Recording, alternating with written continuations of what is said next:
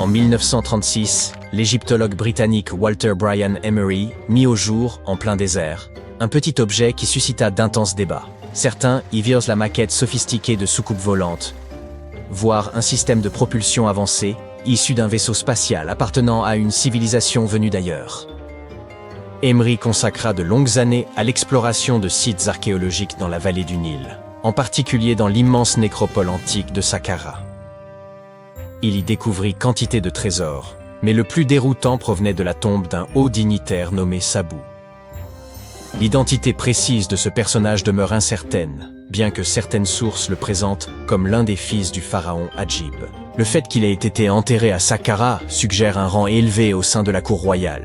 L'époque à laquelle il vécut étant très ancienne, aucun document ne subsiste pour éclaircir son rôle exact ou son destin.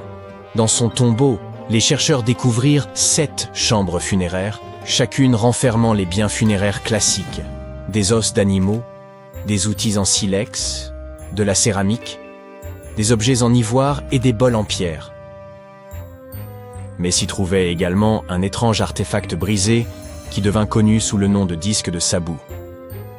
Il prend la forme d'un bol peu profond, à fond arrondi, doté de 3 lobes courbes finement sculptés, espacés d'environ 120 degrés autour de sa circonférence. 3 trous les séparent, et un tube fin se trouve en son centre. Le disque est fait de siltite, ou schiste, une roche poreuse, friable et très difficile à travailler. Elle se désagrège aisément sous pression, ce qui rend d'autant plus énigmatique la manière dont les artisans de 3000 avant notre ère ont pu la façonner à l'aide d'outils rudimentaires en pierre et en cuivre. L'autre grande énigme consiste en la présence de cet objet dans la tombe de Sabou. Peut-être sa fonction réelle permettrait-elle de mieux en comprendre la signification. Lors de sa découverte, les archéologues y virent un simple vase, un brûleur d'encens ou un objet décoratif à vocation rituelle. Mais certains, en l'examinant sous un angle plus technique, envisagèrent qu'il puisse s'agir d'un élément intégré à un dispositif plus complexe. Un historien amateur a reproduit fidèlement l'objet à l'aide d'une imprimante 3D, et cette réplique a révélé que le disque de Sabou pourrait bien être un ancien impulseur, c'est-à-dire un composant essentiel d'une pompe centrifuge.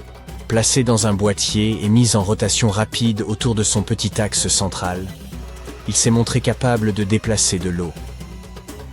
Sans boîtier, il générait un puissant vortex. Il apparut alors que la forme incurvée des lobes et la légère concavité du disque n'étaient pas fortuites. L'ensemble semble avoir été pensé pour déplacer efficacement l'eau, à l'image d'un mécanisme de pompage sophistiqué. Or, toute la civilisation égyptienne reposait sur la maîtrise de l'irrigation.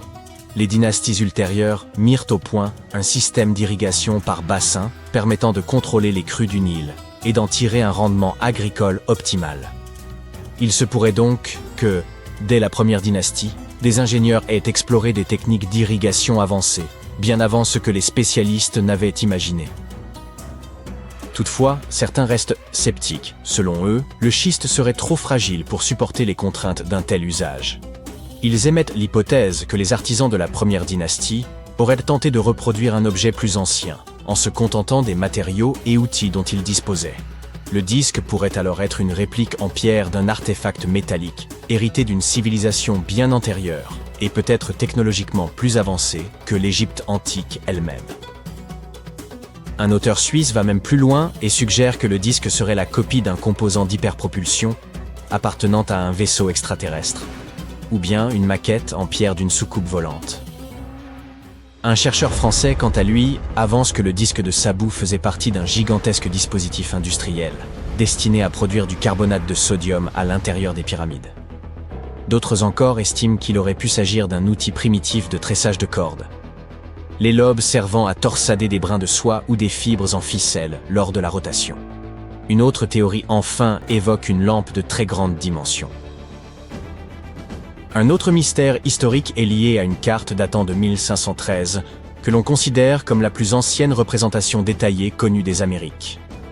Elle est l'œuvre d'un capitaine turc, Piri Reis, qui, sans jamais avoir traversé l'océan Atlantique, l'a composée à partir d'une vingtaine de cartes régionales. Parmi celles-ci, figurait une carte arabe de l'Inde, 4 cartes portugaises figurant l'Inde et la Chine, ainsi qu'une carte des Amériques attribuée à Christophe Colomb, fondée sur ses propres observations. Cette dernière carte ayant disparu depuis longtemps, le travail de Race offre un précieux aperçu de ce que Colomb aurait pu noter lors de son 3e voyage vers le Nouveau Monde.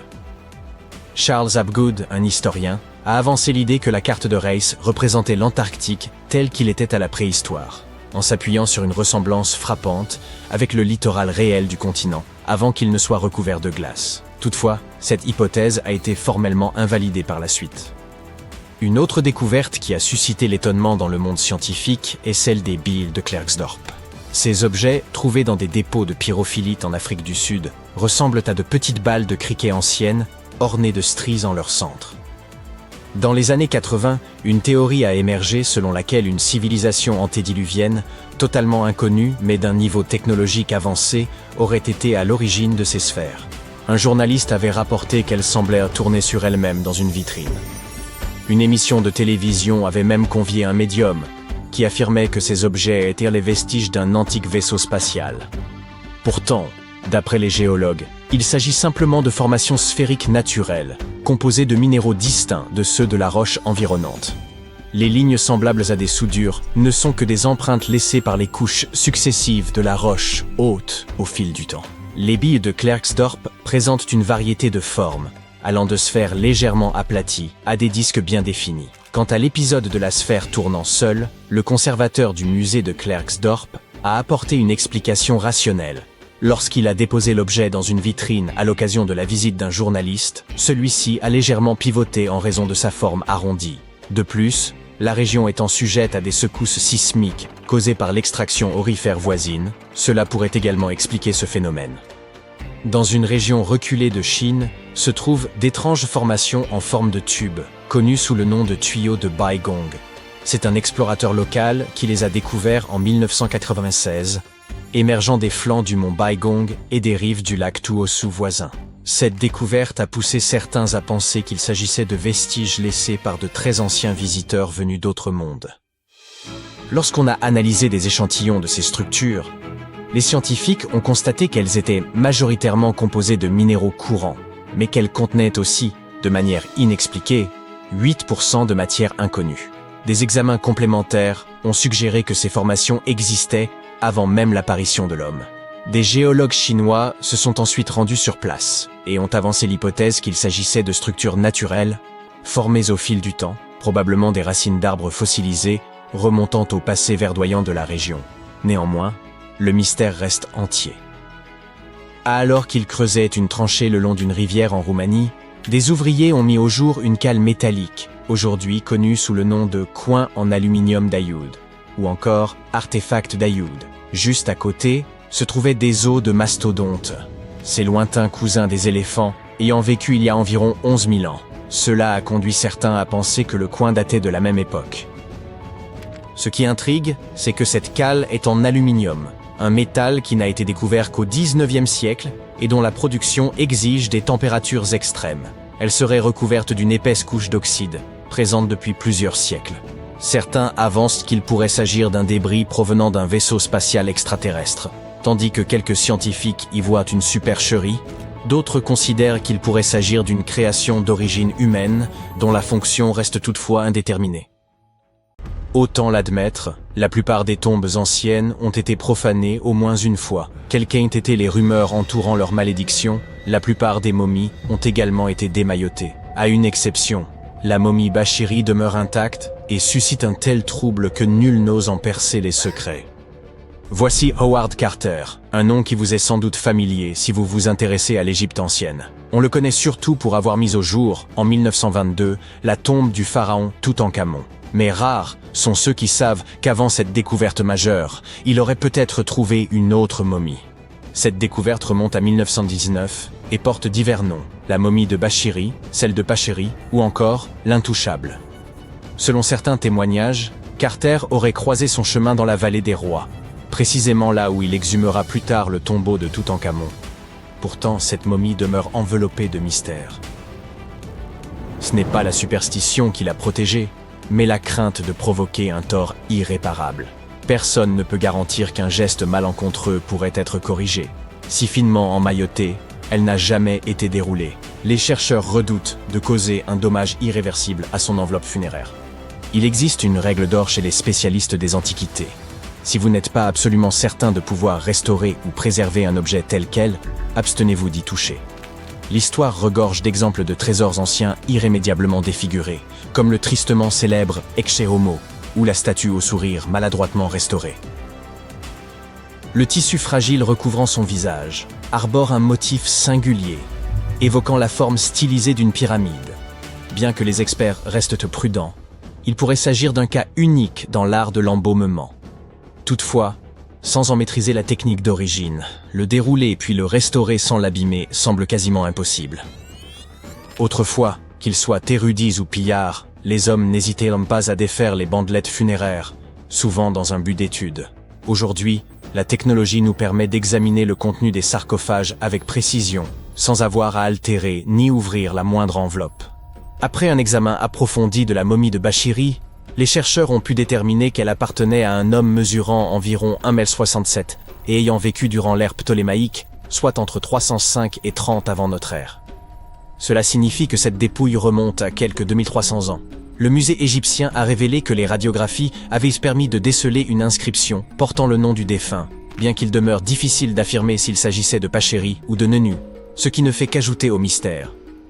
Le musée a également tenu à souligner que le luxueux coffret renfermant la momie était orné de scènes richement illustrées. On y distingue le corps du défunt allongé sur un lit funéraire, encadré par les déesses Isis et Nephthys, ainsi que par les 4 fils du dieu Horus. À ses pieds figurent en outre 2 représentations d'Anubis. Il convient de noter que la momie de Bachiri n'est pas la seule à avoir conservé son intégrité. C'est également le cas d'Isetem-Kebde. L'archéologue français Gaston Maspero, soucieux de préserver son repos, avait en effet choisi de ne pas ouvrir sa momie, tant son état de conservation était remarquable. Il avait toutefois précisé que la tombe avait été jadis mise à sac. Les radiographies ont permis d'approfondir notre connaissance de cette momie. Les images ont révélé la présence de plusieurs objets enfouis avec elle, notamment des amulettes autour de son cou, de son bras droit et de son front. Il s'agissait de l'épouse d'un grand prêtre. Ces radios ont également mis en évidence des problèmes dentaires et une arthrite touchant ses genoux. Si l'on sait qu'elle est morte à un âge avancé, il reste difficile d'en déterminer la précision. Mais divers documents datant du règne de son fils attestent de la haute estime dans laquelle elle était tenue au sein du royaume. Isetem-Kebde n'était autre que la sœur épouse de Pinedjem II. Vous avez bien saisi? Ils étaient à la fois conjoints et liés par le sang. Une telle union, aussi choquante puisse-t-elle paraître aujourd'hui, visait à préserver la pureté du sang royal. Un raisonnement comparable à celui des Habsbourg, dont la quête obsessionnelle de pureté aboutit à la consanguinité et à la tristement célèbre mâchoire des Habsbourg. Il ne nous appartient pas de juger les normes ou les pratiques de l'Égypte antique, mais ce que l'on peut affirmer sans réserve, c'est que tant Bachiri qu'Isetem-Kebde ont eu la chance exceptionnelle de demeurer intacts. Toutankhamon, pour sa part, n'échappa pas à l'acharnement méthodique des chercheurs, au prix de nombreuses dégradations. Bien que la sépulture de Toutankhamon ait été mise au jour dès 1922, il fallut attendre l'année 1925 pour que les cercueils emboîtés soient ouverts lors d'une campagne de fouilles. Le premier, maintenu fermé à l'aide d'épingles en argent, dissimulait un second cercueil, anthropomorphe, décoré de verres colorés et de guirlandes florales. Des inquiétudes entouraient dans la momie royale, car elle avait été exposée à l'humidité. Le cercueil intermédiaire, dépourvu de poignée et particulièrement lourd, exigeait une extrême prudence lors de sa manipulation. Le 28 octobre 1925, en ouvrant le cercueil intérieur, en or massif et enveloppé d'un tissu rouge, les chercheurs découvrirent enfin la momie du souverain. La momie de Toutankhamon, longue d'environ 185 cm, épousait presque parfaitement les dimensions du cercueil intérieur, qui en mesurait 188. Vous l'aurez deviné, cette marge minime posait un réel problème. Extraire un corps aussi ancien, fragile et desséché d'un espace aussi restreint relevait d'un véritable défi, tant les risques d'endommagement étaient grands et la maniabilité quasi nulle. L'aspect de la momie soulevait des soupçons, elle était d'un noir de jais. Howard Carter, responsable des fouilles, estima qu'environ 2 seaux d'huile avaient été versés sur le corps. Toutefois, on avait soigneusement évité d'en asperger le masque et les pieds, probablement dans l'intention d'assurer une meilleure conservation.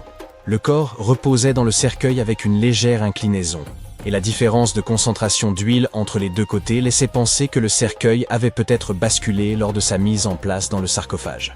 Ce liquide, en réagissant avec le temps, généra de l'humidité puis des réactions chimiques internes. Carter qualifia ce phénomène de combustion spontanée lente, qui entraîna la carbonisation progressive des bandelettes de lin. Hélas, la chaleur et l'humidité combinées n'épargnèrent pas les ornements funéraires. Le sceptre et le fléau se désintégrèrent, le scarabée en résine se fissura, et les fils retenant les mains ainsi que les bandelettes commencèrent à se désagréger, rendant l'ensemble du dispositif extrêmement fragile et instable.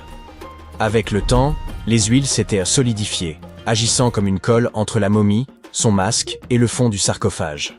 Pour tenter de les séparer, les archéologues exposèrent les cercueils au soleil durant plusieurs heures, atteignant une température de 65 degrés. Malgré cette tentative, la momie resta figée, et l'examen dut être réalisé sur place, sans pouvoir la déplacer. L'examen de la momie commença par les jambes et les pieds, les chercheurs ayant choisi de procéder de bas en haut. En déroulant avec précaution les premières bandelettes, ils mirent au jour le premier d'une série de trésors enveloppés aux côtés du souverain. Chaque découverte fut méthodiquement photographiée et dûment répertoriée, dans le respect des exigences de la documentation archéologique. Les couches internes des bandelettes étaient en mauvais état, largement réduites en poussière, ce qui compliquait la compréhension de leur agencement initial. Néanmoins, les méthodes employées restaient conformes à celles observées dans d'autres momies nobles de l'époque, avec de nombreux coussinets en lin pliés servant à modeler le torse et les cuisses. Les bandelettes extérieures et intérieures étaient confectionnées en lin fin, tandis que les couches médianes étaient plus grossières. Un bandage complexe entourait les épaules, la poitrine et la région de l'aine. Chaque membre, ainsi que les doigts et les orteils, recouverts de capuchons d'or, étaient enveloppés séparément. De plus, Toutankhamon portait des sandales en feuilles d'or aux pieds. Les chercheurs espéraient pouvoir séparer la momie du cercueil en retirant simplement les bandelettes extérieures, mais la résine avait solidement collé le corps au bois. Ils durent donc procéder à un dégagement mécanique, sectionnant le torse au niveau des hanches et désarticulant les bras pour continuer le démaillotage. Pour stabiliser les différentes parties, chaque segment fut traité à la cire de paraffine chaude, puis les mains et les pieds furent réassemblés à l'aide de résine. La tête, collée au masque funéraire, fut détachée avec des couteaux chauffés. Afin d'examiner la dentition, une incision fut pratiquée autour de la mâchoire et du cou, réparée ensuite à la résine. Techniquement, les scientifiques firent tout ce qui était en leur pouvoir pour préserver la momie. Pourtant, malgré leurs efforts, elle subit des dommages irréversibles. Et vous, qu'en pensez-vous? Auraient-ils dû la laisser dans son sarcophage ou ont-ils agi à bon escient? Partagez votre avis dans les commentaires. Il y a un lac au cœur de l'Asie qui contient 1/5 de toute l'eau douce liquide du monde. C'est plus que les 5 grands lacs réunis. Même si toutes les rivières de notre planète changeaient soudainement de direction et se donnaient pour mission de vider ce lac, elles mettraient une année entière pour achever le travail. Je parle du lac le plus profond du monde, le lac Baïkal. Si vous décidez de descendre jusqu'à son point le plus profond, préparez-vous à un voyage de plus de 1600 mètres. La descente prend plusieurs heures. Mais le fond du lac est encore plus profond, reposant par endroits sur plus de 6000 mètres de sédiments. Cela signifie qu'il pourrait être encore plus profond que la fosse des Mariannes, qui est l'endroit le plus profond connu sur Terre. La quantité d'eau qu'il contient serait suffisante pour que tout le monde sur Terre ait assez à boire pendant 50 ans. Ce lac gigantesque renouvelle entièrement son eau tous les 383 ans. Le Baïkal dispose d'une excellente équipe d'affluents de plus de 300 rivières et ruisseaux qui lui apportent directement leurs eaux. Et une seule rivière sort du Baïkal, l'Angara, qui se dirige tout droit vers l'océan Arctique. Le Baïkal n'est pas seulement le lac d'eau douce le plus profond, c'est aussi le plus ancien sur Terre. Il s'est formé il y a au moins 25 millions d'années. Tout a commencé lorsque la croûte terrestre a décidé de jouer à Tetris, créant le lac et les montagnes environnantes. À une époque, le Baïkal n'était apparemment qu'un simple lit de fleuve, mais des tremblements de terre sont venus secouer la terre, et la distance entre les rives s'est agrandie. Le niveau de l'eau a augmenté en raison de la fonte des glaciers.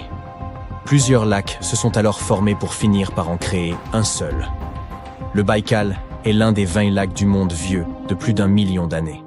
Et comme il n'a pas été perturbé par les périodes glaciaires, c'est un terrain de recherche parfait pour les scientifiques. Ces sédiments prélevés en profondeur nous en apprennent beaucoup sur le climat de notre planète à différentes périodes. Puisque le Baïkal se trouve sur un rift continental, avec 2000 secousses sismiques par an, le lac s'approfondit et continue de grandir. Ses rives s'éloignent à peu près au même rythme que les côtes de l'Amérique du Sud et de l'Afrique. Il pourrait donc tout à fait devenir un océan. Une autre chose que le Baïkal partage avec les océans, c'est que ses eaux sont riches en oxygène, même à ses profondeurs les plus extrêmes.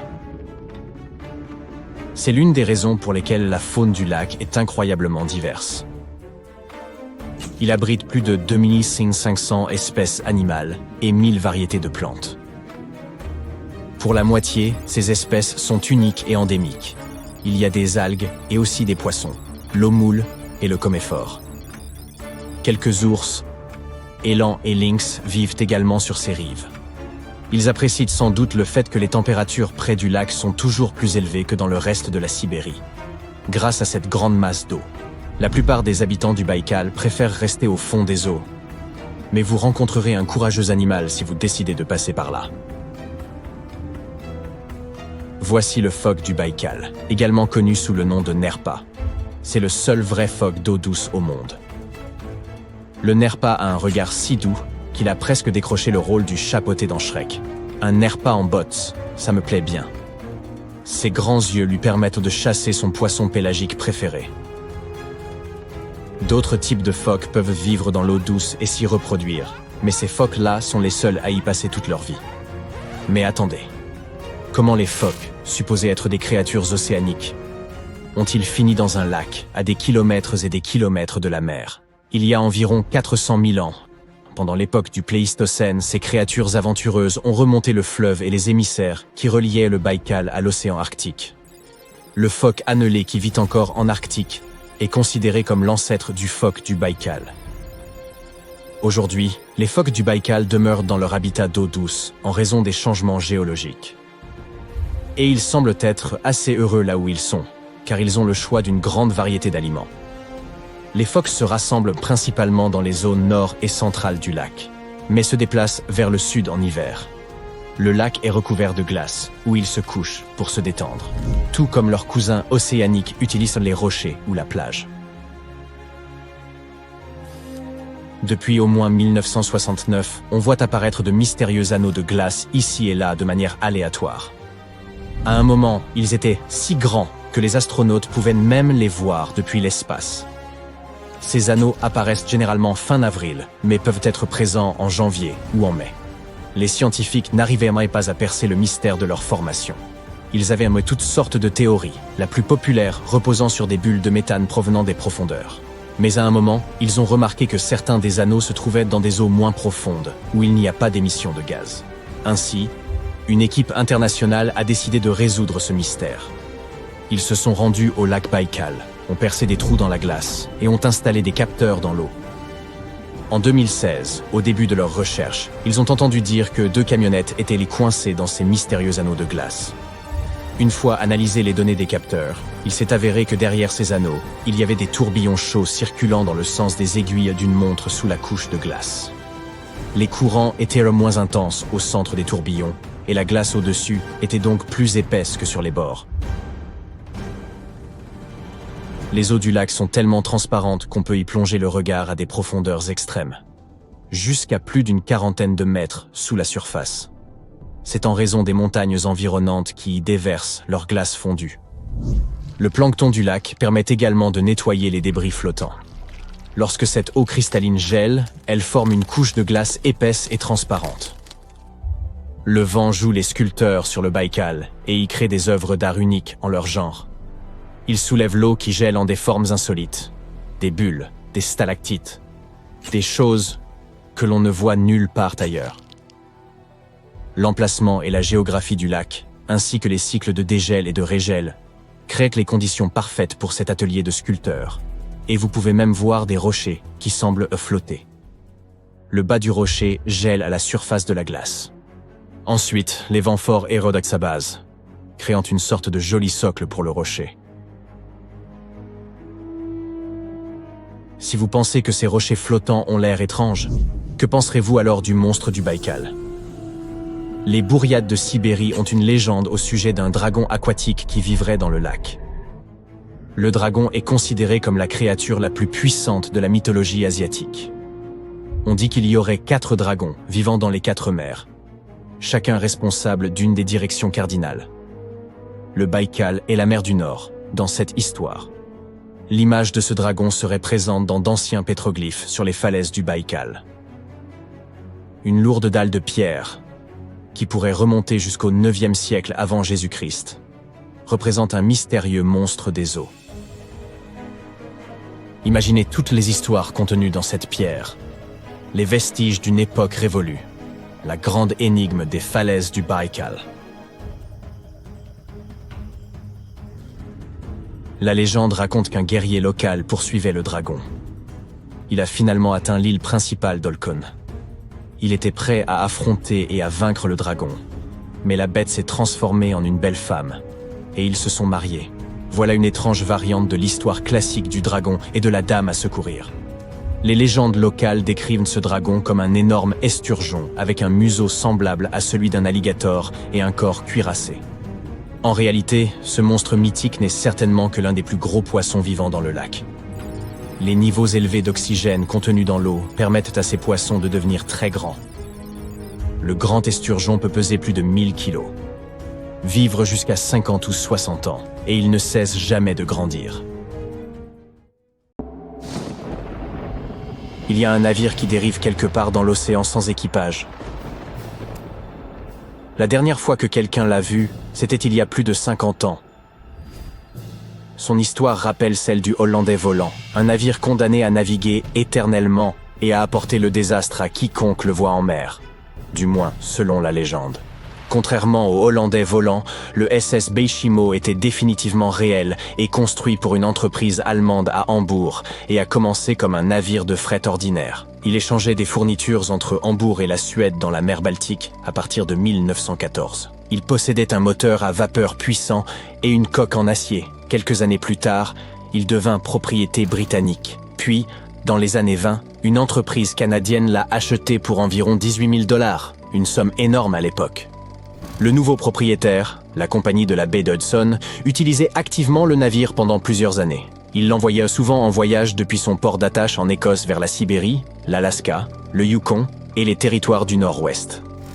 Il traversait également le canal de Panama et même le canal de Suez, avec à bord des pots de fourrure destinés à la vente. Parfois, il transportait également des passagers. Il avait réalisé 9 voyages réussis avant que cette série de chances ne prenne fin. À partir des années 30, le SS Baichimo rencontrerait des problèmes de glace et de tempête.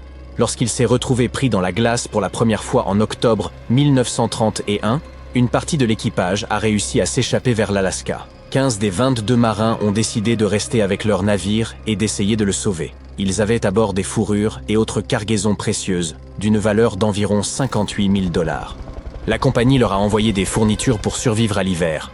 Ils ont établi un camp près du navire à l'aide de trappes, de bâches et d'autres matériaux, et ont déchargé la cargaison. Fin novembre, un blizzard a balayé la région, et il semblait qu'il avait emporté le navire avec lui. La plateforme de glace avait survécu, mais le navire s'était détaché. Certains membres de l'équipage étaient sûrs qu'il avait coulé. Mais peu après, ils ont reçu des nouvelles d'un local qui avait repéré leur navire à environ 72 km de leur camp. L'équipage a continué sa vie, et le navire a commencé son périple en tant que bateau fugitif. Les gens apercevaient le SS Baichimo environ une fois par an, et ce jusqu'en 1969. Il était principalement repéré au large des côtes de l'Alaska. Un homme se rendant à Nome avec son traîneau à chiens, des prospecteurs, des explorateurs et des chasseurs de trésors prétendaient tous avoir vu le SS Baichimo. Quelqu'un a tenté de monter à bord et de l'emmener au port, mais s'est retrouvé bloqué dessus pendant des jours en raison d'un temps épouvantable. D'autres ont eu plus de chance et ont réussi à prendre un canot de sauvetage, certains meubles et d'autres objets de valeur du navire. Ceux qui se sont approchés du navire ont vu qu'il était endommagé et qu'il manquait l'hélice. Pourtant, il est resté à flot sans équipage pendant au moins 38 ans et est devenu le navire fantôme le plus longtemps en mer de l'histoire. En 2006, les autorités de l'Alaska ont lancé un projet pour résoudre le mystère de ce navire fantôme de l'Arctique et enfin trouver le SS Baichimo, que ce soit encore à la surface ou sous l'eau. Jusqu'à présent, le projet n'a pas réussi. Le SS Baichimo reste l'un des 4000 navires estimés à avoir disparu au large des côtes de l'Alaska. Si la légende du XVIIe siècle ne ment pas, ce navire fantôme pourrait naviguer quelque part le long du Flying Dutchman. Il appartenait à la Compagnie néerlandaise des Indes orientales. Son capitaine a réussi l'impossible pour l'époque et a navigué de la Hollande à l'Indonésie en seulement 3 mois. On disait qu'il volait sur la mer et certaines mauvaises langues expliquaient qu'il avait fait un pacte avec les forces du mal pour y parvenir. Une fois que le navire était en route pour rentrer chez lui, son capitaine et son équipage ont disparu sans laisser de traces. Il existe de nombreuses versions de ce qui lui est arrivé. L'une des premières dit qu'il avait essayé d'entrer dans le port au cap de Bonne-Espérance, a été pris dans une terrible tempête et a coulé, car il n'y avait pas de capitaine pour le sauver. Une autre légende raconte que le capitaine avait refusé d'obéir aux cieux pour laisser le navire couler pendant la tempête. Une forme de lumière effrayante a alors frappé le bateau et l'équipage, et il a été ensuite condamné à errer éternellement sans repos. De nombreux marins prétendaient avoir aperçu le Hollandais volant. Le duc d'York, qui devait devenir roi d'Angleterre, mentionna l'avoir vu dans les eaux australiennes. Juste après avoir repéré le navire, l'homme qui l'avait vu en premier tomba du haut du mât et ne survécut pas. Il y eut d'autres rencontres avec ce navire légendaire jusqu'au milieu du XXe siècle. Les navires faisaient presque collision avec lui alors que le Hollandais volant surgissait de nulle part. Les scientifiques ont une explication plus logique pour ce mystère. La Fata Morgana. À ne pas confondre avec Hakuna Matata. Lorsque vous êtes en mer par une chaude journée et que l'air semble onduler, cela ressemble à ce que l'on voit sur la route lors d'une journée d'été brûlante. Cela est dû à ce que l'on appelle la réfraction atmosphérique.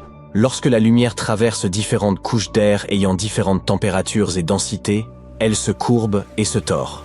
Parfois, sous certaines conditions, cette courbure de la lumière peut créer des illusions optiques vraiment étranges au-dessus de l'océan, comme des apparitions du Hollandais volant. Le phénomène de Fata Morgana peut faire apparaître des objets distants de manière déformée, étirée, ou même soulevée au-dessus de l'horizon. Ainsi, vous pouvez voir un navire au loin, mais en raison de la manière dont la lumière se courbe, il semblera qu'il flotte au-dessus de l'eau ou même qu'il disparaisse et réapparaisse. Une Fata Morgana est le plus souvent observée dans les régions polaires, particulièrement au-dessus de grandes étendues de glace qui présentent une température uniformément basse. Cependant, vous pouvez la voir n'importe où, même dans les déserts et au-dessus des lacs lors des journées chaudes.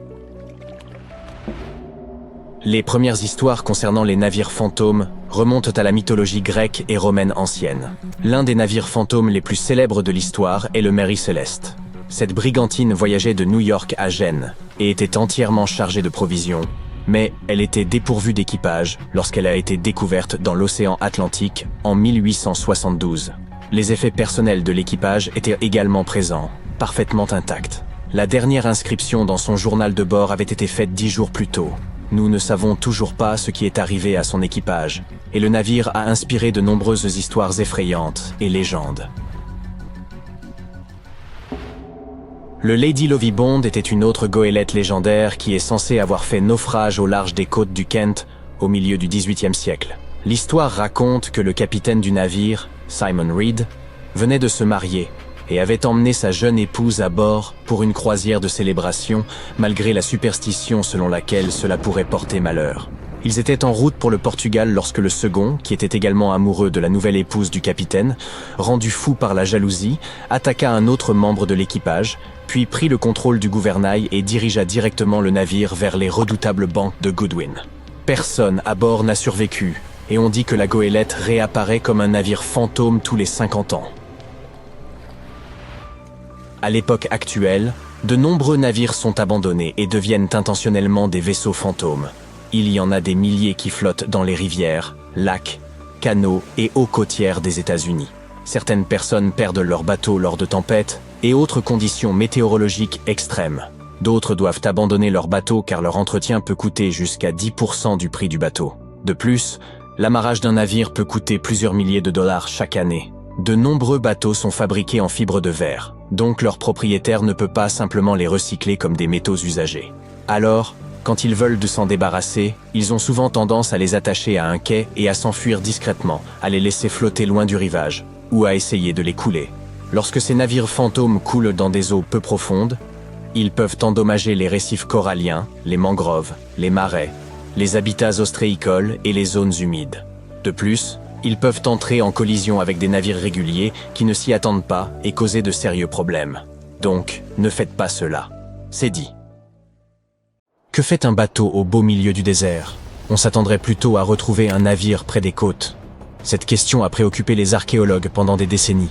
En 1988, une tempête s'est abattue près de l'un des sites archéologiques majeurs de l'Égypte ancienne. Une structure en bois est alors apparue, dégagée des sables. Elle avait été rongée par les termites, mais les scientifiques étaient résolus à percer son mystère. En l'an 2000, les fouilles ont débuté à proximité d'Abydos, et une équipe d'experts américains a rapidement découvert un bateau de 21 mètres de long. Cependant, cette découverte n'était pas isolée, puisqu'ils ont mis au jour 14 autres embarcations, soigneusement alignées les unes à côté des autres. L'état de ces navires a rendu leur extraction complète impossible, mais, heureusement, le bois était suffisamment bien préservé pour y prélever un échantillon. Les analyses ont révélé que ces bateaux dataient d'environ 5000 ans, faisant ainsi de cette flotte la plus ancienne de l'histoire humaine connue à ce jour. La période de leur construction remonte à 5 siècles, avant l'édification des pyramides de Gizeh. Chaque navire était abrité dans une chambre voûtée, parfaitement adaptée à ses dimensions. Cette pièce mesurait environ un tiers de la taille d'un court de tennis et était entourée de murs en briques de boue, ornés de plus de 120 représentations de bateaux. Ces dessins avaient été incisés sur des murs blanchis à la chaux, remarquablement préservés au fil du temps. Les scientifiques sont au fait de l'existence de ces chambres mystérieuses depuis plus d'un siècle, période durant laquelle un archéologue britannique, Arthur Weigall, a découvert une structure intrigante à l'ouest du Nil. Son équipe a eu un aperçu des murs intérieurs, mais une partie du toit s'est malheureusement effondrée, les contraignant à interrompre leur exploration. Bien que les chercheurs aient abandonné le site, son emplacement a continué d'être inscrit sur les cartes. La position des bateaux a d'abord amené les scientifiques à penser qu'ils se trouvaient sur une rive du Nil. Cependant, cette théorie présentait une faille. Actuellement, le fleuve s'écoule à près de 11 km à l'ouest d'Abydos. Des recherches supplémentaires sur le terrain environnant ont révélé que le Nil n'avait pas changé de cours au fil de l'histoire. De plus, si les bateaux avaient flotté près d'un quai, leur position aurait été instable. Or, les 14 embarcations découvertes à Abydos étaient parfaitement alignées les unes par rapport aux autres. Une seule conclusion pouvait être tirée de cette situation. Quelqu'un les avait délibérément disposées ainsi, ce qui impliquait un effort considérable. Chaque bateau pouvait accueillir jusqu'à 30 rameurs, prouvant ainsi qu'ils étaient adaptés à la navigation. Il ne s'agissait pas de simples maquettes, mais les chercheurs doivent encore déterminer s'ils ont effectivement navigué sur des étendues d'eau de l'Égypte ancienne. Cela n'enlève rien à l'importance de cette découverte. Auparavant, les archéologues n'avaient mis au jour que des modèles réduits. Dans le tombeau de Toutankhamon, par exemple, on dénombre 35 maquettes de bateaux. Et pendant une longue période, ces figurines constituaient les seules indications sur l'apparence des navires de l'Égypte ancienne. La conception de ces bateaux atteste de leur authenticité. Ils constituent les plus anciens exemples connus de ce que l'on appelle des bateaux construits. Dans l'Antiquité, les gens réalisèrent des embarcations primitives, en creusant de grands troncs d'arbres, tandis que l'alternative consistait à assembler des roseaux pour former un radeau. Mais les bateaux découverts à Abydos étaient composés de planches attachées ensemble. Cette découverte a marqué une avancée significative dans le domaine de la construction navale. À leur époque, ces bateaux devaient être impressionnants, car le bois représentait une ressource précieuse. Dans le désert, il n'y avait pas de bois, et le cèdre devait être importé du Liban. Seul le pharaon pouvait se permettre un tel luxe. L'étude de la zone entourant l'ancienne flotte a également apporté des éclaircissements supplémentaires. Les scientifiques ont découvert une structure en briques de boue dédiée au culte du pharaon, et sa date de construction approximative coïncide avec celle des bateaux en bois. Les mêmes briques utilisées pour édifier ce bâtiment ont également servi à enfermer la flotte. Lors de leur construction, les salles qui les abritaient étaient dotées d'un plafond, une section que les archéologues ont mise au jour au début du XXe siècle. Tout comme les momies dans leurs sarcophages, ces magnifiques navires reposaient à l'intérieur de voûtes splendides. L'extérieur de ces salles était tout aussi impressionnant. À l'origine, les murs extérieurs étaient revêtus d'un enduit en calcaire blanc qui avait la capacité de réfléchir la lumière. Sous les rayons du soleil désertique, la structure abritant les bateaux devait resplendir à des kilomètres à la ronde. Les bâtisseurs égyptiens anciens ont employé la même méthode pour recouvrir les pyramides 5 siècles plus tard. Aujourd'hui, leur surface apparaît en dents de scie, mais cela n'a pas toujours été le cas. Lors de leur construction, les pyramides présentaient une fine couche supérieure de calcaire blanc, dont la surface lisse scintillait sous la lumière du soleil. Plutôt que d'avoir des marches, la couche extérieure des pyramides se présentait davantage comme une pente élégante. Les archéologues sont aussi se posaient une ultime question. À quel pharaon appartenait cette flotte? La réponse se trouvait à moins de 2 km du site, à l'emplacement du tombeau d'un pharaon de la 5e dynastie, le roi Sésostris III. La période et le style de construction de ce dernier coïncidaient avec ceux des chambres contenant les bateaux. La fin de son règne pourrait expliquer comment ces embarcations ont fini en plein désert. Il est probable que le pharaon soit mort dans le nord de l'Égypte, puis que son corps ait été transporté le long du Nil jusqu'à Abydos, dans une majestueuse procession de bateaux décorés. Les vaisseaux furent ensuite descendus dans des chambres situées près du lieu de dernier repos de leurs propriétaires, ce qui revêtait une signification symbolique. Dans la croyance des anciens Égyptiens, les navires occupaient une place centrale. Leur divinité suprême, le dieu Ré, parcourait le ciel durant la journée sous la forme du soleil, tandis que la nuit, il naviguait à travers le monde souterrain dans une barque solaire. Le pharaon s'identifiait à Ré, ce qui expliquait son besoin d'embarcation dans l'au-delà. Elle représentait le seul moyen de se régénérer, tout comme le soleil se lève chaque jour à l'horizon. Cette croyance perdura pendant des millénaires. Un pharaon emblématique, Khéops, possédait également un navire, découvert par des scientifiques en 1954 à proximité de sa pyramide à Gizeh. Ce dernier est environ 4 siècles plus récent que la flotte d'Abydos, mais le bateau de Khéops était presque 2 fois plus long. La grande pyramide de Gizeh et le tombeau de Toutankhamon figurent parmi les découvertes archéologiques les plus célèbres d'Égypte. Pourtant, de nombreux secrets demeurent enfouis sous les sables infinis du Sahara. Récemment, en 2020, des archéologues ont mis au jour une ville perdue, qualifiée de plus importante découverte depuis celle du tombeau de Toutankhamon en 1922. La ville d'Aton, âgée d'environ 3000 ans, suscite l'espoir des historiens d'obtenir un aperçu de la vie quotidienne des anciens Égyptiens. L'archéologue et égyptologue renommé Zahi Hawass a décrit ce site comme une cité d'or oubliée. Aton se situe à environ 500 km au sud du Caire, la capitale égyptienne, et se trouve à proximité de la célèbre vallée des rois. Les archéologues ont d'abord découvert des sections de murs en briques de boue qui s'étendaient dans toutes les directions. Puis, ils ont mis au jour des pièces complètes contenant des outils du quotidien.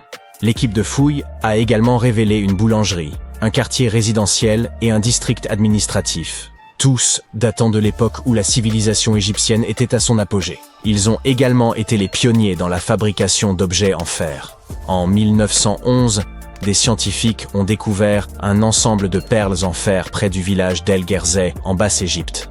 Ces perles représentent les plus anciens artefacts en fer connus à ce jour. Cette découverte est proprement fascinante, car les anciens les ont créées en martelant un morceau de météorite. Ces 9 perles faisaient autrefois partie d'un collier élaboré. Aujourd'hui, elles sont corrodées et noircies, ce qui est parfaitement normal pour un bijou datant de plus de 5000 ans. Composées d'un alliage de fer et de nickel, ces perles témoignent du savoir-faire exceptionnel des anciens bijoutiers. Leur habileté est d'autant plus remarquable qu'ils ignoraient l'origine stellaire du matériau utilisé. La pyramide de Khéops présente également une caractéristique remarquable. Un groupe de recherche international a analysé la réponse électromagnétique de la structure aux ondes radio et a découvert que la pyramide était capable de concentrer l'énergie électromagnétique en son sein. Ce phénomène se produit tant à l'intérieur de ses chambres qu'en dessous de sa base. Elle abrite également une chambre souterraine inachevée. Il semble que cette réponse électromagnétique soit liée aux propriétés du calcaire, le principal matériau utilisé dans la construction de la Grande Pyramide. Les résultats de cette recherche pourraient avoir des applications pratiques, notamment en vue d'améliorer le fonctionnement des cellules solaires et des nanocapteurs. Avant d'aborder le pourquoi et le comment de la présence de pyramides dans le monde entier, parlons de quelques exemples. Je commencerai par la pyramide du Soleil au Mexique. Ces gens savaient vraiment comment construire une ville. Leur centre urbain bien planifié s'étendait sur plus de 1800 hectares et comportait plusieurs pyramides. Mais la pyramide du Soleil est la plus impressionnante. Cette structure gigantesque a été édifiée en l'an 100 de notre ère et est l'une des plus grandes constructions de ce type dans tout l'hémisphère occidental. Elle s'élève à 66 mètres au-dessus du sol. Si vous vous retrouvez un jour dans cette ancienne cité, vous ne pourrez pas manquer la pyramide du Soleil. Elle se trouve juste à l'est de l'allée des Morts, la principale rue nord-sud de la ville. Pour construire cette incroyable pyramide, Environ 765 000 mètres de matériaux ont été utilisés, dont une roche volcanique rouge appelée Tézontl. Impressionnant, non? Nous en savons assez peu sur ceux qui ont construit cette pyramide et sur sa fonction, mais les archéologues pensent qu'il y avait autrefois un temple à son sommet. Dans les années 70, ils ont découvert un certain nombre de tunnels et de mystérieuses salles dans son sous-sol. En 2011, ils ont même trouvé une cachette contenant des pots en argile, des morceaux d'obsidienne, des os d'animaux, des figurines humaines et même un masque. Qui sait quels autres secrets se cachent dans cette pyramide? Si vous décidez de la visiter, vous devrez gravir les 248 marches inégales qui se trouvent sur sa face ouest. N'allez pas trébucher. Le Soudan a aussi ses pyramides. Les pyramides nubiennes ne sont pas aussi grandes que celles d'Égypte, mais il y en a quand même environ 200. Ces anciennes pyramides ont abrité pendant près de 1000 ans les tombes des pharaons du royaume de Méroé, qui régnaient sur l'Égypte de la Nubie à la mer Méditerranée. Les pyramides de Méroé ont été construites en granit et en grès rougeâtre. Et saviez-vous que le Soudan possède plus de pyramides anciennes que l'Égypte? Les pyramides couchites témoignent de l'architecture indigène et des traditions funéraires des royaumes de Napata et de Méroé en Nubie, que l'Égypte ancienne a influencé. Méroé, où ont été enterrés plus de 40 reines et rois, est le site pyramidal nubien le plus étendu. Les murs des tombes représentent des rois momifiés parés de bijoux, leurs coffrets en bois contenant des arcs, des carquois de flèches et d'autres objets témoignant des relations et des échanges commerciaux avec les civilisations égyptiennes et grecques. Si vous souhaitez explorer des tombes anciennes, vous pouvez donc éviter les foules en Égypte et vous rendre au Soudan. Envolons-nous vers l'Irak à la découverte d'autres pyramides. Les ziggourats sont composés de strates successives et de temples étagés. Au lieu de murs lisses et droits, elles ont des étages, comme des gâteaux, qui permettaient la réalisation de travaux et la tenue de rituels importants.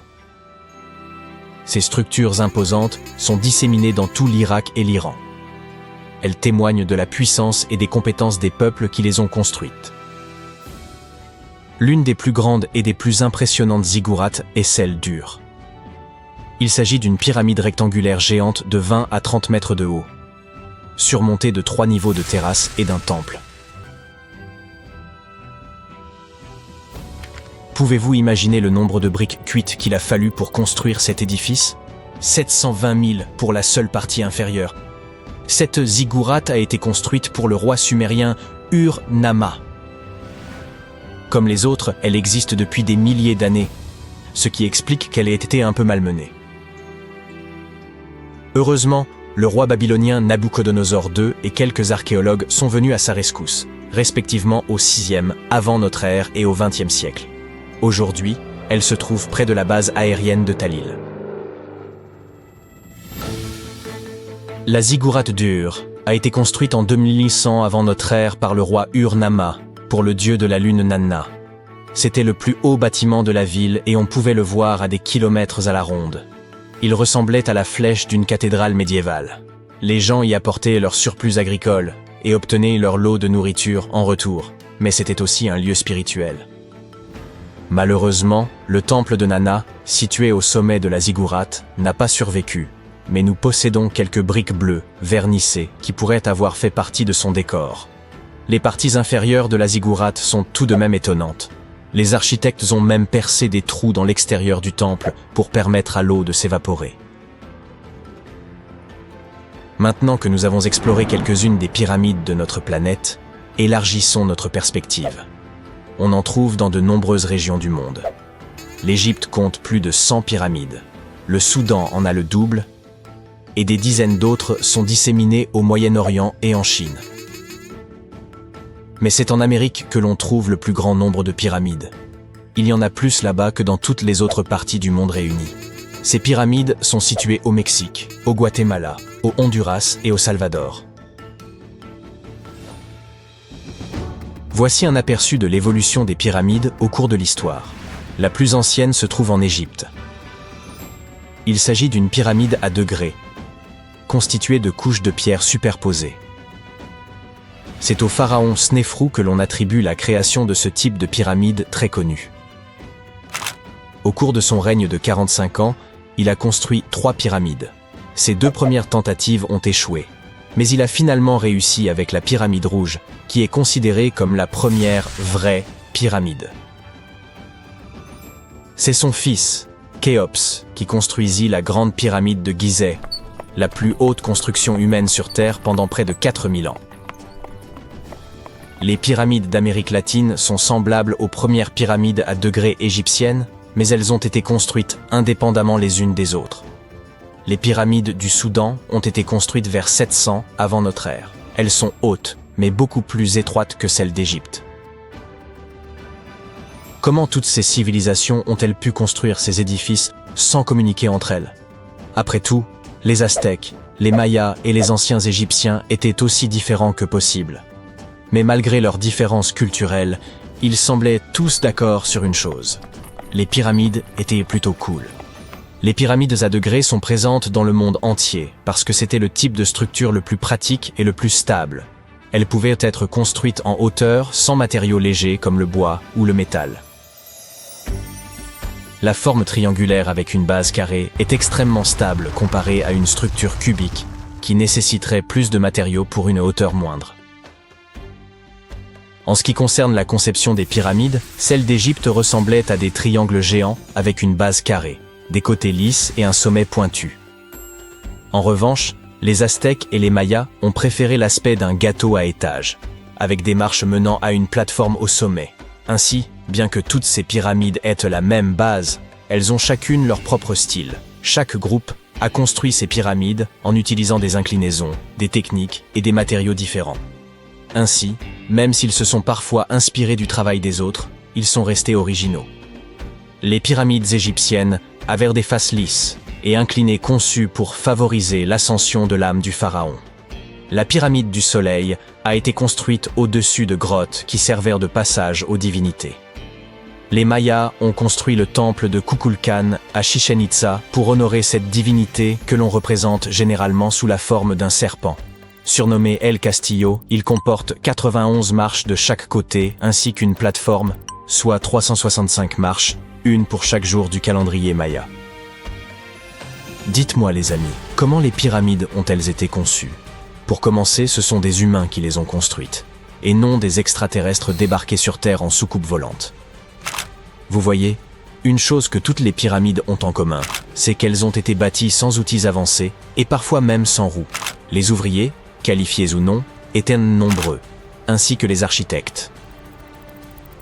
Par exemple, on estime qu'il fallut 20 000 personnes pour la grande pyramide de Gizeh, et que la plupart étaient de fins artisans.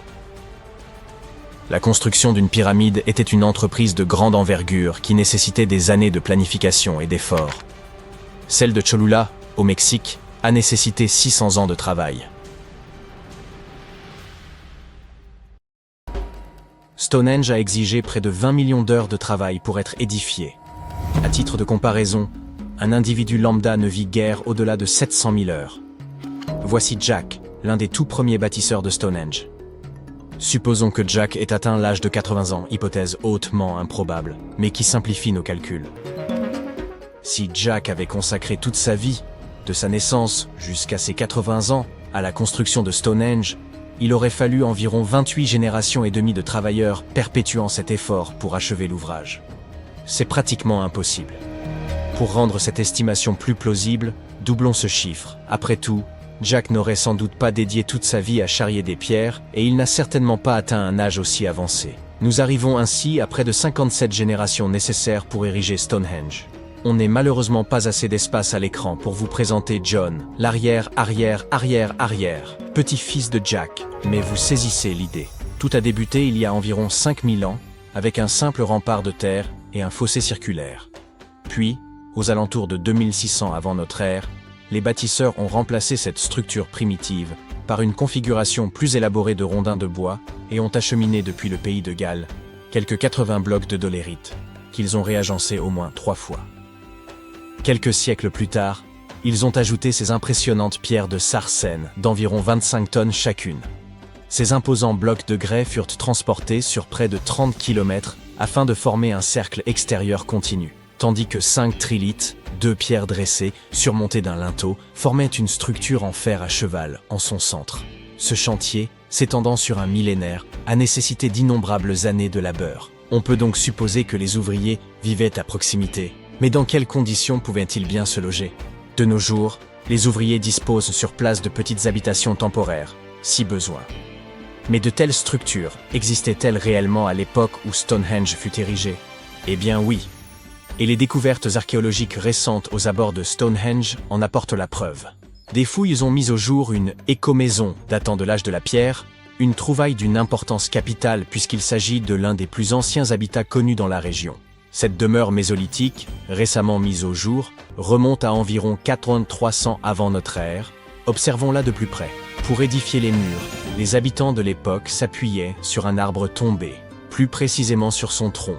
Ces parois de bois étaient consolidées avec du silex, et ils avaient même pris soin de paver la cavité laissée par l'arbre déraciné. Quant à la toiture, ils avaient eu recours à des peaux d'animaux. Un choix judicieux qui devait offrir une protection efficace contre le climat capricieux des îles britanniques. Vous vous demandez peut-être comment ces bâtisseurs ont pu affronter les rigueurs du climat britannique, particulièrement durant l'hiver. La réponse est simple, un foyer était aménagé sur place, ce qui n'a rien d'étonnant en soi. Mais le système employé pour chauffer l'habitat se révélait particulièrement ingénieux. Placer un foyer directement à l'intérieur de la maison aurait constitué un danger trop important. Mais introduire des pierres chauffées ne présentait aucun risque. Tout en demeurant chaudes, elles ne pouvaient pas provoquer d'incendie. Elles servaient donc de réservoir thermique, permettant de maintenir une chaleur agréable durant la nuit. Pour parfaire leur aménagement, ils ajoutèrent même quelques pierres décoratives. Certes, ce n'était pas Versailles, mais leur demeure possédait indéniablement une certaine élégance. Si vous pensez que cette découverte ne concerne que les habitations, détrompez-vous. Elle bouleverse notre compréhension du mode de vie de cette époque. En situant ces populations dans un cadre préhistorique essentiel, dès les débuts du néolithique, elle soulève des interrogations fascinantes sur un éventuel lien entre ces premiers habitants et les bâtisseurs de Stonehenge. Mais une inquiétude persiste. Les experts s'inquiètent du fait que ce site, ainsi que d'autres vestiges archéologiques enfouis, pourraient être mis en péril si les autorités maintiennent leur projet de tunnel visant à détourner l'A303 en la faisant passer sous ce site classé au patrimoine mondial. Bien entendu, la maison mise au jour par les scientifiques n'était pas parfaitement conservée et présentait plusieurs lacunes essentielles pour la vie quotidienne. Certains éléments avaient disparu avec le temps, tandis que d'autres étaient simplement absents. Aussi, les chercheurs ont-ils entrepris de recréer ces habitations vieilles de 4500 ans. Pour ce faire, ils ont utilisé 20 tonnes de craie, 5000 tiges de noisetier et 3 tonnes de paille. Ces reconstitutions ont été érigées à proximité de Stonehenge. Un véritable exploit lorsqu'on sait à quel point il est difficile d'y obtenir un permis de construire, même pour une simple étable. Alors, à quoi ressemblent ces maisons? Tout d'abord, il y en a 4, toutes de forme ovale. Elles reposent sur les fondations de véritables habitations qui se dressaient à cet endroit il y a environ 4500 ans, soit précisément à l'époque où l'éco-maison de Stonehenge était en construction. Les habitations sont de taille modeste, se limitant à une seule pièce. Déterminer leurs dimensions s'est révélé relativement simple, puisque la taille du toit et la hauteur des murs pouvaient être estimées à partir des fondations. Chaque côté mesure environ 5 mètres. Cependant, la structure exacte de la toiture demeure une énigme. À l'époque, plusieurs techniques à base de chaume étaient utilisées, rendant difficile l'identification précise de celle employée ici. Pour l'instant, l'hypothèse la plus probable est celle d'une toiture en paille nouée ou attachée, solidement fixée à un cadre en noisetier tressé. Lorsque le foyer est allumé, la fumée s'élève naturellement à travers le chaume. Les 20 tonnes de craie ont servi à recouvrir les sols et les murs. Cette surface blanche réfléchit la lumière du soleil et retient la chaleur du feu. Toutefois, un problème inattendu est apparu. Le sol, saturé d'eau, en a considérablement retardé le séchage. Alors que la craie aurait dû durcir en quelques jours, certaines parties du sol sont restées collantes durant des semaines, un peu comme du chewing-gum. Il ne fait aucun doute que les bâtisseurs d'il y a 4500 ans ont dû affronter des difficultés similaires, ce qui permet d'apprécier à sa juste valeur le labeur qu'exigeait la construction de ces habitations. Pour obtenir une finition lisse et presque brillante, La dernière couche d'enduit a été appliquée avec des chiffons, conférant au mur une apparence étonnamment raffinée. L'intérieur est aménagé avec des lits et des étagères en bois et en osier, ainsi que des pots d'argile, le tout organisé autour d'un foyer accueillant. Le tout donne une impression d'espace et baigne dans une lumière naturelle qui traverse le toit de chaume avant de se réfléchir sur les murs blancs. Le mobilier tressé, quant à lui, apporte une touche d'authenticité. Des feux ont été allumés pour y préparer un premier repas. Du pain confectionné à partir de farine moulue sur une meule de pierre, juste à côté du foyer. Ceux qui l'ont goûté ont été agréablement surpris par sa saveur. Légère déception. Ceux qui ont recréé ces habitations ont un peu triché. Certes, les matériaux sont fidèles à ceux d'origine, mais les outils utilisés ne le sont pas. Ils ont eu recours à des bétonnières pour mélanger le torchis, des brouettes pour transporter le bois, et des haches en acier pour fendre les bûches près de l'âtre, plutôt que des outils de pierre. Il faut toutefois rappeler que ces constructeurs ne sont pas des experts, mais des bénévoles.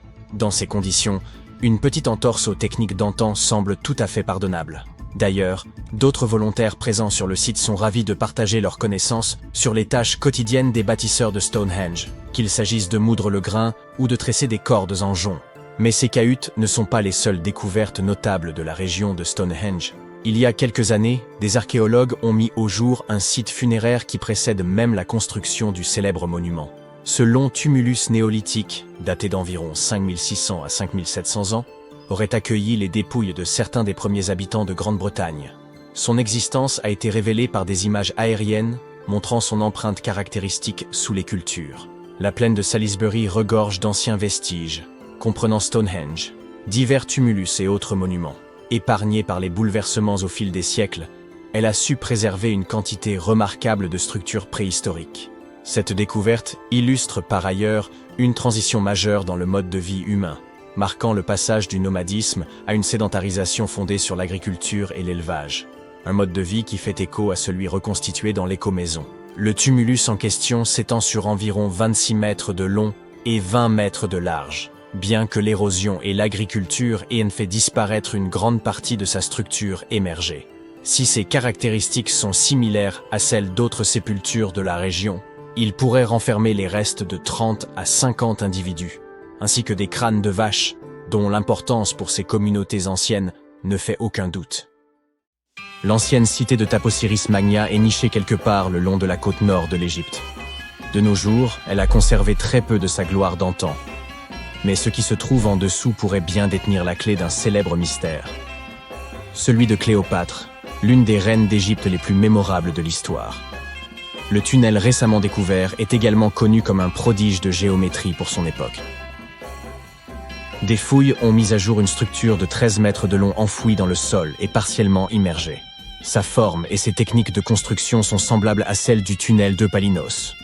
Une autre incroyable découverte de l'Antiquité. Ce dernier se trouve sur l'île de Samos, en Grèce, et a été réalisé en creusant simultanément à partir de 2 points, dans le but de les faire se rencontrer au milieu. L'utilisation des mathématiques et de la géométrie pour réaliser cet ouvrage était d'une précision stupéfiante pour l'époque, d'autant plus qu'il traverse une montagne de part en part. Les archéologues qui travaillent sur le site de Taposiris Magna depuis 2004 pensent que ce tunnel pourrait mener au tombeau perdu de Cléopâtre. Les indices qu'ils ont découverts jusqu'à présent semblent étayer cette théorie. Pour commencer, la ville et son temple ont été construits par l'un des ancêtres de Cléopâtre, Ptolémée II. Toute son architecture semble indiquer que la cité était dédiée à l'ancien dieu Osiris et à sa reine, Isis. Tout au long de son règne, Cléopâtre a cherché à s'associer à la déesse. Il ne serait donc guère surprenant qu'elle ait choisi cet endroit comme lieu de dernier repos. Les archéologues n'ont pas encore réussi à localiser le tombeau de Cléopâtre, mais les recherches se poursuivent avec l'aide de la technologie moderne. Pour mieux étudier cet emplacement, les chercheurs ont même eu recours à un dispositif spécial, appelé radar à pénétration du sol. Cet outil nous permet d'analyser ce qui se trouve sous la terre, sans avoir besoin de l'excaver. Comme ce tunnel est très ancien, les recherches doivent être menées avec la plus grande délicatesse. Voir des images de ce qui se trouve sous terre avant de commencer à creuser est incroyablement utile. Et c'est ce que l'on fait ici depuis 2011. La découverte finale de la tombe de Cléopâtre pourrait nous aider à reconstituer son histoire. Surtout ce qui aurait pu se passer lors de la dernière partie de son règne, qui est encore entourée de mystères. Nous ne connaissons toujours pas la cause exacte de son décès. Certains pensent qu'elle aurait pu se laisser délibérément mordre par un cobra égyptien venimeux. D'autres ont suggéré qu'elle était tout à fait accoutumée au poison, en dissimulant même dans sa brosse à cheveux, au cas où le besoin s'en ferait sentir. Mais cela ne veut pas nécessairement dire qu'elle ait choisi de l'utiliser sur elle-même. Nous avons beaucoup d'autres informations intéressantes sur Cléopâtre, qui sont tout aussi dignes d'intérêt, comme le fait qu'elle ait eu sa propre styliste. La plupart des images que vous avez vues représentant la célèbre reine montrent que ses yeux étaient cernés de colle noire. Ce look aurait été créé par Iras, une servante connue pour avoir été sa cosméticienne attitrée. Elle traçait une longue ligne de ses yeux jusqu'à ses tempes, une technique de maquillage encore utilisée aujourd'hui pour mettre les yeux en valeur. Iras aurait été une figure importante tout au long de sa vie, officiant également comme sa confidente et sa plus proche amie. Il existe même quelques théories qui suggèrent qu'Iras se tenait à ses côtés lorsqu'elle a mis fin à ses jours. Malgré ses tenues recherchées, Cléopâtre n'était pas aussi belle qu'on le décrit. Ou du moins, c'est ce que pointent des recherches récentes. Certes, si l'on regarde les films et l'iconographie moderne, elle est représentée comme une femme d'une extrême beauté, aux traits symétriques et délicats. Toutefois, si l'on examine les pièces de monnaie représentant son profil de l'époque, son apparence laisse beaucoup à désirer. Son image sur les pièces de monnaie a peut-être également été exagérée, pour donner à la reine une apparence plus reconnaissable aux yeux de son peuple.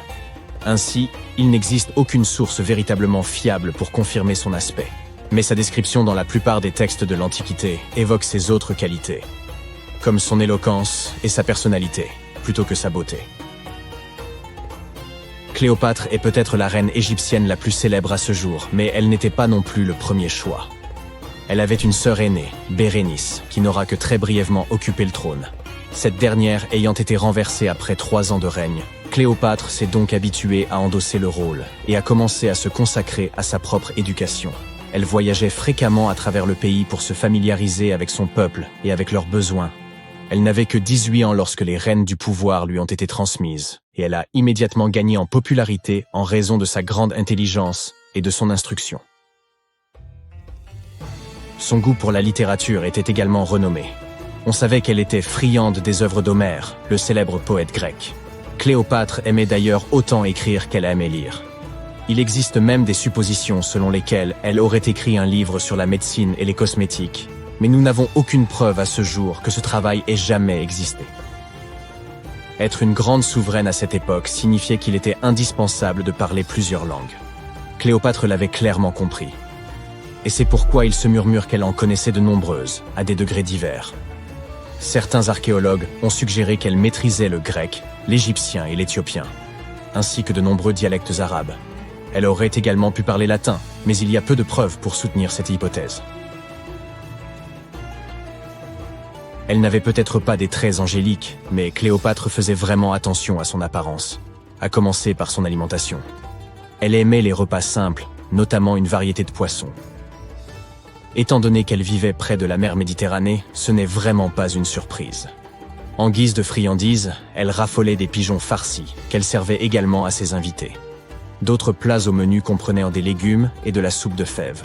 Les fruits et les noix n'étaient pas en reste dans son alimentation, et elle était également une grande amatrice de miel.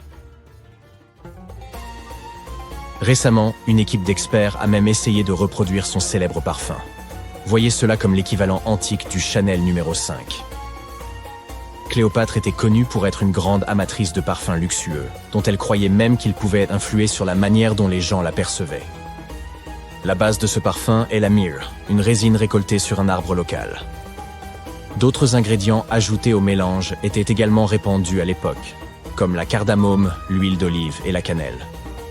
Le résultat peut ne pas être aussi fragrant que les parfums que nous connaissons et employons aujourd'hui. Sa consistance était beaucoup plus épaisse, mais le parfum durait beaucoup plus longtemps. Quand elle était à l'apogée de sa gloire, Cléopâtre aurait bien pu être la personne la plus riche au monde. À cette époque, elle régnait sur un territoire qui s'étendait à travers la Méditerranée, de la Libye actuelle à l'ouest, en passant par l'Égypte jusqu'à la Syrie tout à l'est. À l'époque, c'était le plus grand territoire jamais dirigé par une femme. En monnaie d'aujourd'hui, sa fortune aurait donc pu avoisiner les 95 milliards de dollars. Les calendriers que nous utilisons aujourd'hui ont peut-être été introduits par Cléopâtre elle-même. C'est elle qui aurait présenté l'idée des années bissextiles et des jours intercalaires à Jules César, le général romain avec lequel on sait qu'elle était très proche. Suivant ses conseils, César aurait fait de ces ajustements une partie intégrante du calendrier romain. Les anciens Égyptiens savaient déjà que l'année était plus longue que 365 jours exactement. Ils ont découvert cela en étudiant l'étoile la plus brillante dans le ciel, appelée Sirius, et en ont conclu qu'une année durait en réalité 365 jours et un quart. C'est Elizabeth Taylor qui a fameusement introduit Cléopâtre dans l'imagerie populaire, lorsqu'elle l'a interprétée dans le film du même nom en 1963. À ce moment, il s'agissait du film le plus coûteux jamais produit. Il n'était censé coûter qu'environ 2 millions de dollars, mais a fini par engloutir l'incroyable somme de 44 millions. C'était principalement dû à des problèmes de scénario et de production. Pour réaliser ce film emblématique, les producteurs ont dû créer 79 décors de toutes pièces, ainsi que plus de 26 000 costumes pour le reste du casting. Rien que les costumes de Cléopâtre d'Elizabeth Taylor ont coûté environ 2000 dollars. Heureusement pour les producteurs, le film a fait les gros titres et a été très bien accueilli par la critique, ce qui en fait un succès au box-office. Certains associent Cléopâtre à un autre célèbre souverain d'Égypte, le pharaon Toutankhamon. C'est une erreur. Car hormis le fait qu'ils aient en tous deux été des pharaons égyptiens, ils n'ont rien d'autre en commun. Pour commencer, Toutankhamon a vécu environ 1300 ans avant Cléopâtre. Et ils ne partageaient même pas la même ascendance. Cléopâtre avait des racines grecques macédoniennes, tandis que Toutankhamon était un Égyptien du pur souche. Pendant plus de 3000 ans, le masque d'or du pharaon Toutankhamon est resté caché dans la vallée des rois. Cet artefact, qui mesure environ 54 cm de haut, témoigne de l'habileté et de l'art des anciens Égyptiens. Mais personne ne s'attendait à ce que les rayons X révèlent son plus grand secret. Le roi Toutankhamon a été le dernier souverain de sa famille au cours de la 18e dynastie. Il est monté sur le trône à l'âge de 9 ans, mais n'a régné que 10 ans avant de s'éteindre inopinément. Pour être honnête, dans l'Égypte ancienne, il a été oublié par les souverains qui lui ont succédé. Son tombeau n'était pas très important pour eux, à tel point que même les pilleurs de tombes l'ont oublié. Cela peut sembler un peu triste, mais en réalité, c'est une excellente nouvelle pour nous. Comme son tombeau était pratiquement oublié, il a fini par être parfaitement préservé. Alors que les autres tombes de la vallée des rois ont été pillées, la sienne est restée scellée et intacte. Ainsi, lorsqu'elle a été découverte en 1922, elle contenait plus de 5000 objets précieux. Cela a fait de Toutankhamon une célébrité instantanée et l'un des pharaons les plus connus de notre époque. Parmi ces trésors se trouvait la pièce la plus étonnante, son masque d'or. Ce masque est censé être l'image exacte du visage du roi, ou du moins était-il censé l'être, mais nous y reviendrons plus tard. Le but de cette représentation exacte de son visage était de s'assurer que son âme le reconnaîtrait dans l'au-delà et reviendrait dans son corps momifié. Selon les anciennes croyances égyptiennes, cela lui permettrait de continuer à vivre dans l'au-delà. Le masque semblait avoir été incroyablement difficile à réaliser, mais sa réelle complexité n'a été révélée que bien des années plus tard. Les premières radiographies du masque ont été réalisées en 1967. À l'époque, ces scans étaient principalement motivés par des raisons pratiques. La conservation. Le masque partait pour une exposition à Paris. C'était la première fois qu'il quittait l'Égypte. Ces images permettraient de constater les éventuels changements survenus au cours de l'exposition. En outre, elles pouvaient donner des indications sur la manière dont le masque avait été fabriqué. Mais à l'époque, on ne se rendait sans doute pas bien compte de la complexité de sa construction. Les orfèvres égyptiens n'utilisaient pas les techniques de soudure modernes. Alors, comment ont-ils fabriqué ce masque ? De nouvelles radiographies effectuées en 2007 nous ont apporté quelques réponses. Il s'avère que les Égyptiens n'utilisaient pas d'or pur, qui est de 24 carats. Le masque était en fait réalisé en or 23 carats, c'est-à-dire mélangé à un autre matériau. Les spécialistes ont ainsi découvert que ces feuilles d'or contenaient une petite quantité de cuivre, un métal rouge-brun. Cette opération visait probablement à rendre le matériau plus souple et plus facile à façonner. Il modelait ensuite les feuilles d'or en les chauffant et en les martelant à plusieurs reprises. Mais le masque renferme un autre secret qui n'a été découvert qu'en 2015. L'année précédente, le personnel du musée égyptien du Caire préparait l'exposition du masque lorsque sa longue barbe fut accidentellement arrachée. Selon un autre scénario, la barbe se serait détachée au fil du temps et serait tombée toute seule. Quoi qu'il en soit, le fait que la barbe du roi Toutankhamon se soit détachée a causé beaucoup de tensions. Après tout, il s'agit de l'une des plus grandes attractions touristiques du Caire, et les experts devaient donc régler le problème très rapidement. Le processus de restauration a commencé par un relevé détaillé de l'état du masque. Pour ce faire, ils ont dû effectuer un scan tridimensionnel complet de l'artefact. Et par hasard, ils ont trouvé quelque chose de très intéressant à l'intérieur. Dans la barbe royale se trouve un tube en or, une structure intrigante que les Égyptiens ont probablement utilisée pour attacher la barbe au reste du masque. Cela prouve une fois de plus que le processus de fabrication de ce masque était encore plus complexe que ne le pensaient les experts. Mais les mystères ne s'arrêtent pas là. Vous vous souvenez que nous avons dit que le masque était censé représenter parfaitement le visage du roi Toutankhamon? Ce n'est peut-être pas tout à fait vrai. Certaines théories populaires suggèrent que le masque n'a jamais été conçu pour lui, et qu'il a été fabriqué pour quelqu'un d'autre. Une étude publiée en 2015 suggère qu'il aurait initialement été confectionné pour une femme pharaon, sa belle-mère supposée, la célèbre et magnifique reine égyptienne Néfertiti. L'indice le plus probant provient d'une inscription sur le masque. À première vue, elle semble bien se référer à Toutankhamon. Mais après un examen approfondi, les chercheurs ont remarqué que quelque chose d'autre avait été écrit sous le nom du roi. Le cachet du nom royal semble avoir été modifié. À l'origine, il portait une inscription que l'on a traduite par « Reine Néfertiti ».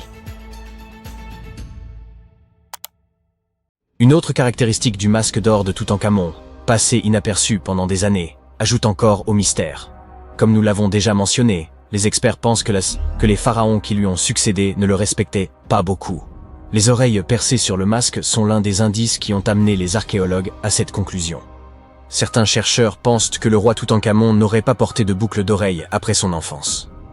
Ainsi, selon leur théorie, lorsqu'il est décédé à l'âge de 18 ans, il n'aurait pas dû être représenté avec les oreilles percées. Cela pourrait également confirmer l'idée que le masque appartenait à l'origine à Néfertiti, ou peut-être à quelqu'un qui n'était même pas lié au roi Toutankhamon.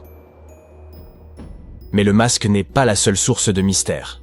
En fait, sa tombe entière est truffée d'énigmes. Récemment, des historiens ont découvert un indice indiquant que l'endroit où le roi Toutankhamon était censé être enterré avait été changé à la dernière minute. Pendant des années, les experts se sont demandé pourquoi un pharaon qui a régné pendant 9 ans avait fini dans une tombe aussi simple.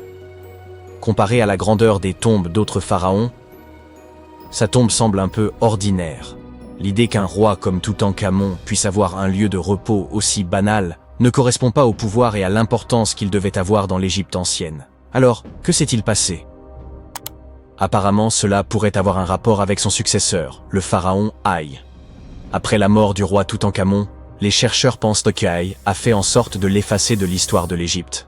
Une théorie suggère donc qu'il est probablement à l'origine de la décision rapide de placer le corps du roi Toutankhamon dans une tombe plus petite et moins impressionnante. Lorsque les experts ont examiné la tombe d'Haï, ils ont trouvé quelque chose d'intéressant. Un grand mur recouvert de peintures représentant des babouins. Il s'agit du même type d'œuvre d'art que celle que l'on trouve dans la tombe de Toutankhamon.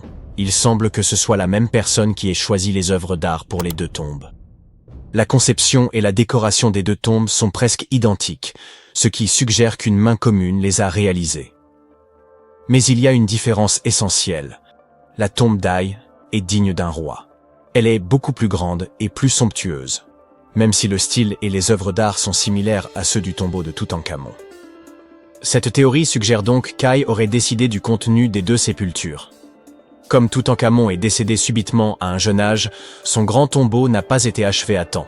Habituellement, les pharaons entreprenaient la construction de leur tombe de leur vivant, afin de s'assurer que tout soit parfait. Mais Toutankhamon est décédé alors qu'il n'avait que 18 ans, et le temps lui a donc manqué. Et a peut-être profité de la situation pour commander une tombe plus petite pour Toutankhamon et garder la plus grande pour lui. Les experts pensent que cette théorie expliquerait pourquoi la tombe de Toutankhamon est si simple et comment Haï a réussi à effacer sa mémoire de l'histoire si facilement. En fin de compte, l'histoire du masque et du tombeau du roi Toutankhamon est empreinte de mystère et d'intrigue. Chaque nouvelle découverte jette un peu plus de lumière sur ce qui s'est réellement passé il y a tant d'années. Mais une chose est sûre, l'Égypte ancienne a encore bien des secrets à nous livrer. Et le roi Toutankhamon continuera de fasciner les hommes dans les années à venir. Il fait nuit, et tu t'apprêtes à pénétrer dans la dernière demeure du pharaon Toutankhamon. Tu n'as pas de torche, mais tu t'es au moins muni d'une lampe de poche. Tu descends plusieurs étages, et tu remarques que les murs sont gravés de hiéroglyphes et de ce qui ressemble à un sort. Le sort dit « Ceux qui emporteront quoi que ce soit de cet endroit seront maudits ». Même si tu n'y crois pas vraiment, ça te fait un peu peur. Tu trouves une énorme porte en pierre. Est-ce un piège? Tu réussis à l'ouvrir, mais non, derrière, la salle est vide. Tu consultes ta carte. Il semble que tu suives la bonne direction. Au bout de plusieurs heures, tu comprends que tu es pris au piège dans un labyrinthe.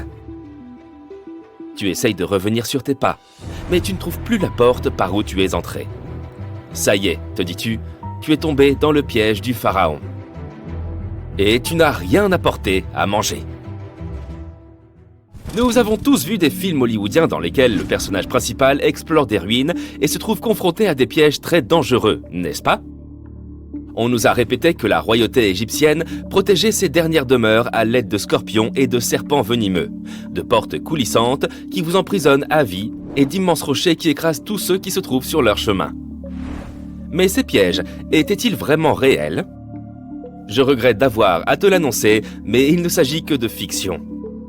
Ces pièges sont trop complexes techniquement pour que des civilisations anciennes aient pu les concevoir. Mais ça ne veut pas dire qu'il n'y avait pas de pièges du tout. Les civilisations anciennes, comme celles des Égyptiens et des Mayas, construisaient des monuments qu'elles dédiaient à leurs grands morts. Ces structures témoignaient souvent de la position qu'occupait la personne dans la société. Ainsi, pour les personnes vraiment importantes, les VIP de leur époque, on bâtissait d'immenses monuments qui abriteraient leurs dépouilles longtemps après leur disparition. Certaines de ces civilisations croyaient que la vie se poursuivait de l'autre côté du voile. C'est pourquoi on enterrait les gens avec leurs possessions. S'ils étaient riches et puissants, les sépultures étaient remplies d'or et de richesses. Imagine maintenant que tu vives en Égypte ancienne. Tu sais exactement où se trouvent tous les tombeaux des pharaons et tu as entendu des rumeurs sur les grandes richesses conservées dans ces lieux. Peut-être serais-tu tenté d'aller y jeter un coup d'œil? Il s'agit de grandes salles remplies du sol au plafond d'objets d'or, de bijoux et même d'argent. C'est vrai, c'est tentant. Et comme il n'y avait pas de gardien pour protéger l'entrée de ces lieux, les Égyptiens devaient faire preuve d'imagination pour préserver ces trésors. Les pièges étaient une solution très pratique. On construisait par exemple des salles vides à l'intérieur des monuments afin de confondre les voleurs. Examinons la dernière demeure d'Amenhotep III. Elle fut construite dans la ville de Luxor, dans un wadi secondaire de la vallée des rois.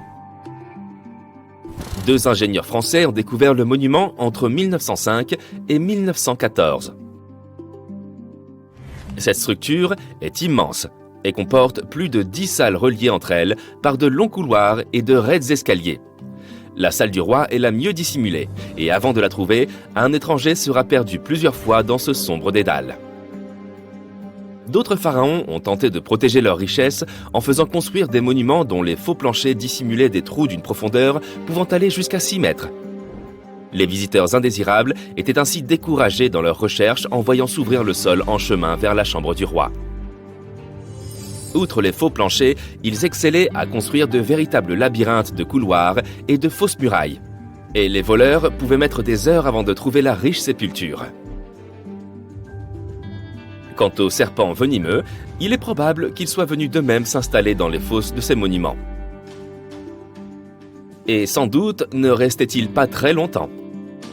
Comment ces reptiles auraient-ils pu survivre des années durant sans nourriture dans cet obscur intérieur?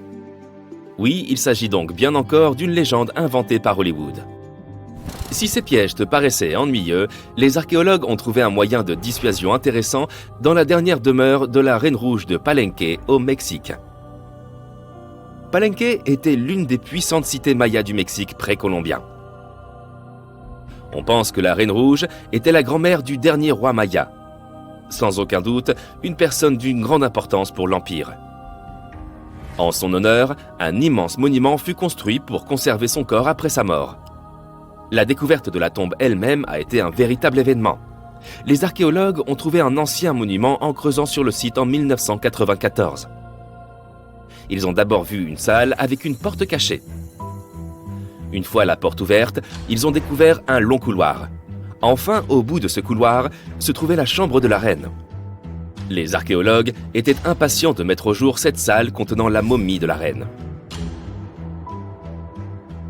Elle était entourée de perles, de coquillages de jade et de pierres précieuses. Mais en explorant les vestiges, l'équipe a remarqué quelque chose d'assez étrange. La pièce était couverte de poudre rouge. Les chercheurs connaissaient l'importance de cette couleur pour le peuple maya et savaient qu'ils s'en servaient pour décorer leurs vêtements et leurs bâtiments. Mais ils ne comprenaient pas la présence de cette substance inconnue dans la sépulture de la reine. Après en avoir rapporté un échantillon pour une analyse approfondie, ils ont découvert que cette poudre était du cinabre, un minéral très nocif. Cette poudre, lorsqu'elle est inhalée, peut causer de graves dommages à la santé d'une personne. L'équipe a conclu qu'il ne pouvait s'agir que d'un piège pour ceux qui tenteraient de s'emparer de ces richesses. Les poudres toxiques sont peut-être les pièges les plus efficaces que nous ayons vus jusqu'à présent. Mais le moyen le moins onéreux d'éloigner les visiteurs indésirables était peut-être d'inscrire des sortilèges sur les surfaces des monuments. Nous en ririons probablement aujourd'hui, mais à l'époque, cela marchait extrêmement bien. Les sorts disaient généralement que quiconque emporterait quoi que ce soit connaîtrait un destin funeste. Certaines formules promettaient aux voleurs qu'ils perdraient leur maison dans de grands incendies ou de terribles inondations, d'autres que les malfaiteurs auraient des problèmes de santé incurables. Mais rien de tout ça n'a suffi à dissuader les pilleurs. D'étranges histoires semblent attester de la réalité de ces sortilèges. L'une d'entre elles est celle du célèbre égyptologue britannique Howard Carter, responsable de la découverte de la tombe du pharaon Toutankhamon dans les années 1920. Après des mois de fouilles infructueuses, Carter a découvert cette sépulture par hasard. Il a trouvé l'entrée d'un escalier sous le sol dans lequel il creusait depuis des mois. Aidé d'une équipe, il a dégagé les amas de sable qui en bloquaient l'entrée et a découvert une porte. Plusieurs symboles étaient gravés sur celle-ci. Et Carter savait que cela ne pouvait que signifier qu'une personne très importante avait été enterrée à cet endroit. Et il avait raison. À l'aide de son burin, il fit un trou dans le coin supérieur gauche de la porte en s'éclairant à la flamme d'une bougie. Il n'en croyait pas ses yeux. Devant lui, de nombreux objets d'or ainsi que des joyaux brillaient de tout leur feu.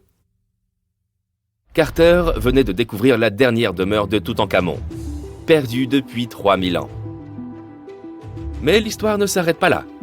Cette découverte s'accompagna d'une série d'événements malheureux qui portent à croire qu'un sort avait été jeté.